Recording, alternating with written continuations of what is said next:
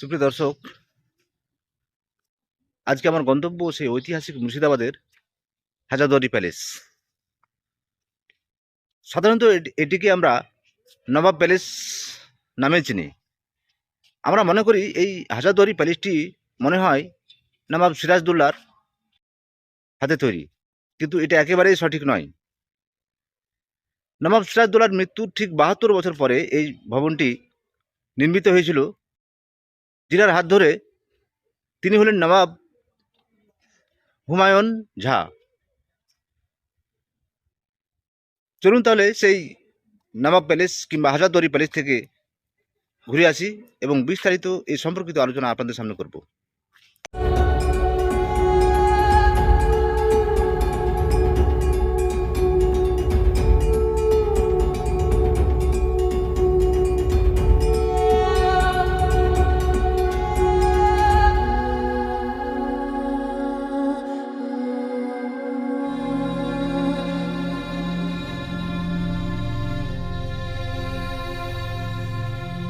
সুপ্রিয় দর্শক, আজকে এমন একটি ঐতিহাসিক স্থাপত্য শৈলীর নিদর্শন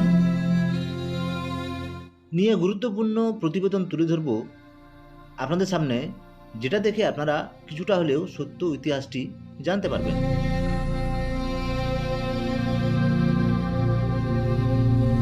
সেটি হলো হাজারদুয়ারি প্যালেস।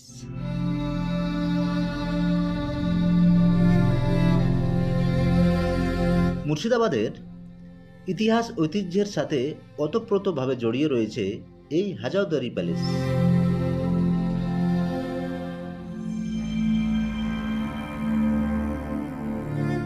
ব্রিটিশ শাসন আমলে ভারতীয় উপমহাদেশের স্থাপত্য কলার নিদর্শন এই হাজারদুয়ারি স্থাপনাটি।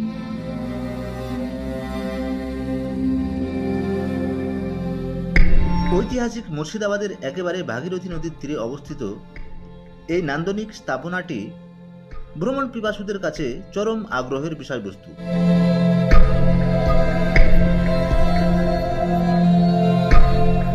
বন্ধুরা, সাধারণত আমরা মনে করি যে এই হাজারদুয়ারি প্যালেস হয়তো নবাব সিরাজদৌল্লা কর্তৃক নির্মিত হয়েছিল, কিন্তু এটি একেবারেই অসত্য কথা। মুর্শিদাবাদের ইতিহাসে ওতপ্রোতভাবে জড়িয়ে এই হাজারদুয়ারি প্যালেস। একটু পরিষ্কার করে বলি, ইংরেজদের সাথে বাংলার শেষ স্বাধীন নবাব সিরাজদৌল্লার যুদ্ধ হয়েছিল ১৭৫৭ সালের ২৩শে জুন, যেখানে মির্জাফরের বিশ্বাসঘাতকতায় সিরাজ বাহিনীর নির্মম পরাজয়ের মাধ্যমে বাংলার স্বাধীনতার শেষ অস্ত্র ডুবে গিয়েছিল। পলাশী যুদ্ধের ঠিক ৯ দিনের দিন রাত্রিবেলায় সিরাজদৌল্লা নিহত হন।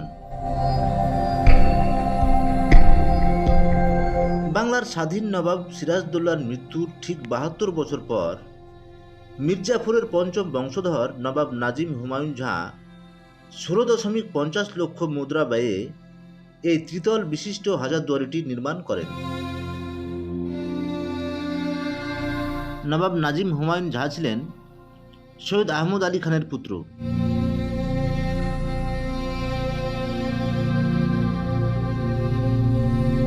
অর্থাৎ নবাব সিরাজদৌল্লার সাথে এই হাজারদুয়ারির কোনো রকমের যোগসূত্র নেই। বন্ধুরা, এই হাজারদুয়ারি প্যালেসটি আসলে তৎকালীন সময়ে একটি বিচারালয় ছিল। আবার কখনো সময়ে ইংরেজরা এখানে এসে রাত্রি যাপনও করতেন। এই প্যালেসটিতে ৯০০টি আসল দরজা ও ১০০টি নকল দরজা থাকায় নাম হয়েছে হাজারদুয়ারি প্যালেস।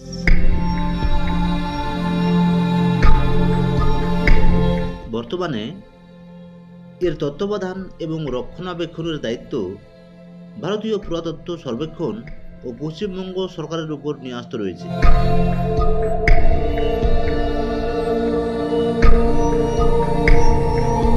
প্রায় ৪১ একর জমি নিয়ে দাঁড়িয়ে থাকা এই প্রাসাদটি বর্তমানে নামকরণ করা হয়েছে হাজারদুয়ারি মিউজিয়াম।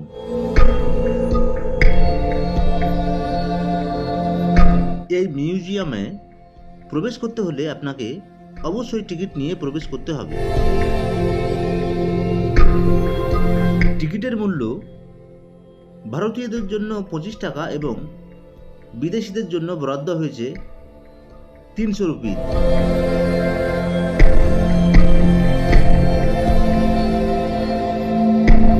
তবে আপনাদের জানিয়ে রাখি, হাজারদুয়ারির বাইরে অবস্থিত ক্লক টাওয়ার, কামান, মদিনা মসজিদ ছাড়া ভেতরে ছবি তোলা একেবারেই নিষিদ্ধ।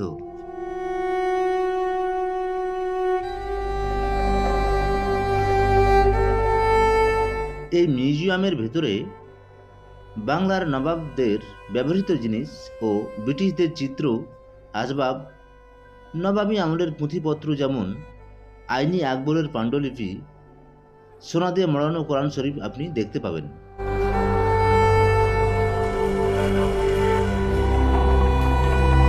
বন্ধুরা, 2000-এরও বেশি অস্ত্র রয়েছে এখানে। তার মধ্যে পলাশী যুদ্ধে ব্যবহৃত অস্ত্র যেমন দেখতে পাবেন, তেমন দর্শকদের জন্য রাখা হয়েছে সেই ছুরি যা দিয়ে মোহাম্মদী বেগ নবাব সিরাজদৌল্লাকে নির্মমভাবে হত্যা করেছিলেন।